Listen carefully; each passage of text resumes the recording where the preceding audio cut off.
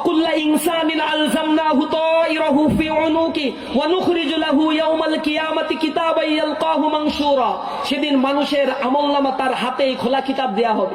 এরপর তাকে বলা হবে, ইকরা কিতাবাকা কাফা বিনাফসিকাল ইয়াওমা আলাইকা হাসিব। তুমি পড়ো তোমার আমলনামা। You are solely capable to read this book. তুমি এই আমলনামা পড়ার জন্য যথেষ্ট। আজকে তোমাকে সহযোগিতা করার মতো কেউ থাকবে না। ওয়ালা তাজিরু ওয়াজিরাতু ইজরা উখরা ওয়া মা কুননা মুআযযিবিনা হাত্তা নাবআসা রাসূলা। কারো আমলনামা কেউ কারো ভার বহন করবে না। তোমার বাবা মা যে এত ভালোবাসে কিয়ামতের ময়দানে চিনবেই না। আল্লাহ বলছেন সেদিন এত কঠিন মুহূর্ত হবে, ইয়াউমা ইয়াফিরুল মারউ মিন আকিহি ওয়া উম্মিহি ওয়া আবিহি ওয়া সাহিবাতি ওয়া বানি লিকুল্লি ইমরিইম মিনহুম ইয়াউমা ইযিন শানু ইউগনিহি।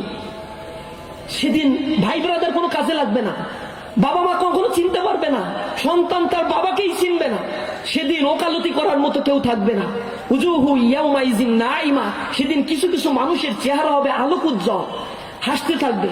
লিসাইহা রাদিয়া ফি জান্নাতিন আলিয়া। সে এত হাস্যোজ্জ্বল থাকবে, আল্লাহ রাব্বুল আলামিন তাকে জান্নাতের সুসংবাদ শোনাবে। আর আরেক দল থাকবে উজুহু ইয়াউমা ইযিন আলাইহা গাবারা তারহাকুহা কাতারা উলাইকা হুমুল কাফারাতুল ফাজার। তাদের চেহারা কৃশকায় হয়ে যাবে, এত কঠিন অবস্থা তাদের হবে, জাহান্নামের দিকে নিক্ষেপ করা হবে, পাগলের মতো হয়ে যাবে তারা। আল্লাহ রাসূল হাদিসের মধ্যে বলেছেন, সাবাতু ইউজিল্লুহুমুল্লাহু ফি জিল্লি ইয়াওমা লা জিল্লা ইল্লা জিল্লু ইমামুন আদিল ওয়া শাবুন নাশা ফি ইবাদাতিল্লাহি তাআলা ওয়া রাজুলুন কলবুহু মুআল্লাকুন ফিল মাসাজিদ ওয়া রাজুলান তাহাব্বান ফিল্লাহি ইজতামা আলাইহি ওয়া তাফাররাকা আলাইহি ওয়া রাজুলুন ইযা দাআতুহু ইমরাতুন যাতা হাসাবিন ওয়া জামালিন ক্বালা ইন্নী আখাফুল্লাহ। আল্লাহ রাসূল বলেছেন 7 শ্রেণীর লোককে আল্লাহ রাব্বুল আলামিন আরশের ছায়ার নিচে স্থান দিবে। সেদিন আল্লাহর আরশের ছায়া ছাড়া কোনো ছায়া থাকবে না। সূর্য সেদিন 1 বিঘাত উপরে থাকবে, কেউ বলছে 10 হাত উপরে, এর বেশি উপরে কেউ যায় নাই। সূর্য এখন যেখানে আছে বিজ্ঞানীরা বলে তার থেকে যদি 1 ইঞ্চি নিচে নামে তাহলে এই পৃথিবী বসবাসের উপযোগী হবে না, এত গরম হয়ে যাবে।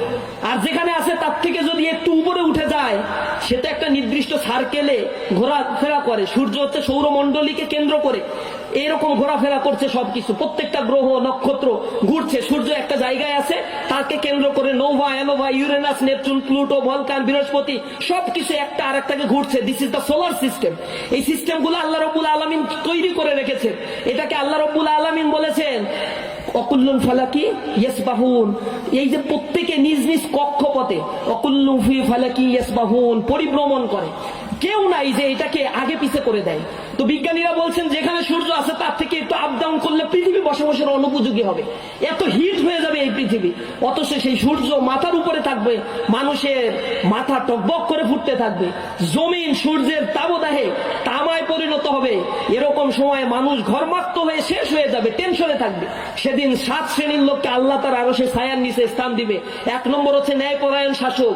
2 নম্বর বলা হয়েছে ওয়াশাবুন নাশা ফি ইবাদাতিল্লাহি তাআলা, ওই যুবক যে তার যৌবনকাল আল্লাহর ইবাদতের মধ্যে কাটিয়ে দেয়। এই সেই যুবকদেরকে আজকে দেখে ইসলামী ছাত্র শিবির তাদেরকে জীবন দর্শন বোঝানোর চেষ্টা করছে। কর্মীদের যে কাজ, যে রেসপন্সিবিলিটি, এটা আমাদেরকে পালন করার জন্য আজকে এই সমাবেশের আয়োজন করা হয়েছে।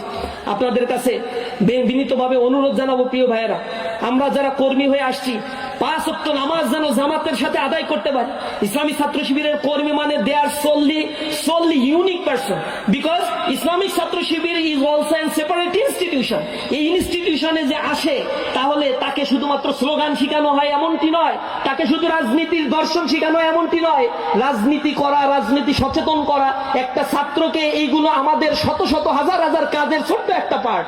আমরা ছাত্রদেরকে শিখাই একজন ভালো খাঁটি মুসলমান হতে হবে কিভাবে, আমরা ছাত্রকে শিখাই ভালো মেধাবী ছাত্র হতে হবে কিভাবে, আমরা একটা ছাত্রকে শিখাই তুমি পূর্বে তোমার রেজাল্ট যাই হোক না কেন ইসলামী ছাত্র শিবির করেছো, আজকে থেকে তোমার স্টার্ট ফ্রম নাও, এখন থেকে শুরু করতে হবে।